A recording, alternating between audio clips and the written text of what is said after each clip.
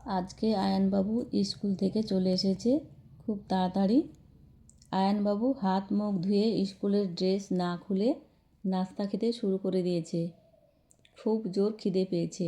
স্কুলে আজ টিফিন খায়নি। দেখুন, ওকে খুব মজা লেগেছে, তাই আপনাদের সঙ্গে শেয়ার করছে, দেখিয়ে দিচ্ছে কতটা মজার হয়েছে। এখানে আমি ছোলার ডাল রান্না করে নিয়েছি, হয়ে এসেছে, এবার নামিয়ে নেব। আজকে নাস্তার রেসিপি কিছু কিছু আপনাদের সঙ্গে শেয়ার করব। পুরো রান্না শেয়ার করছি না, মাঝে মাঝে কিছুটা দেখিয়ে দিচ্ছি। গ্যাসে কড়াই চাপিয়ে সরিষার তেল দিয়ে পেঁয়াজ দিয়ে দিলাম, ভেজে নেব। এখানে আমি মটন রান্না করব। মটন যেভাবে রান্না করি সেভাবেই করব, শুধু দেখিয়ে দিচ্ছি।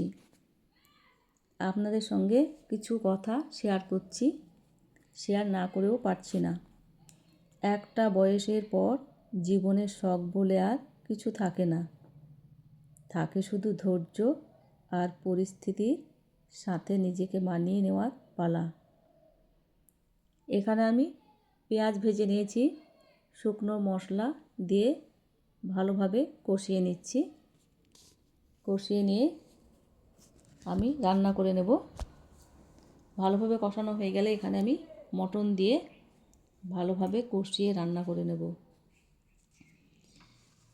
বন্ধুদের কাছে প্রতিদিনের মতো আবারও বলছি, ভিডিওটা দেখার প্রথমেই একটা লাইক দিয়ে শুরু করবেন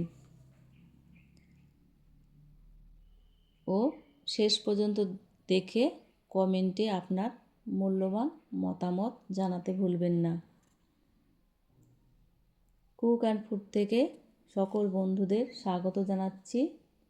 আশা করি যে যেখান থেকে ভিডিওটি দেখছেন সবাই ভালো আছেন ও সুস্থ আছেন।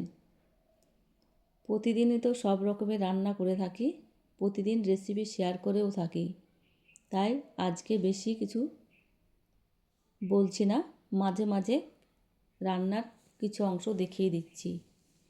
মটন আমার কষানো হয়ে গেছে, এখানে আমি জল দিয়ে দিলাম। জল দিয়ে ঢাকা দিয়ে আমি রান্না করে নেব।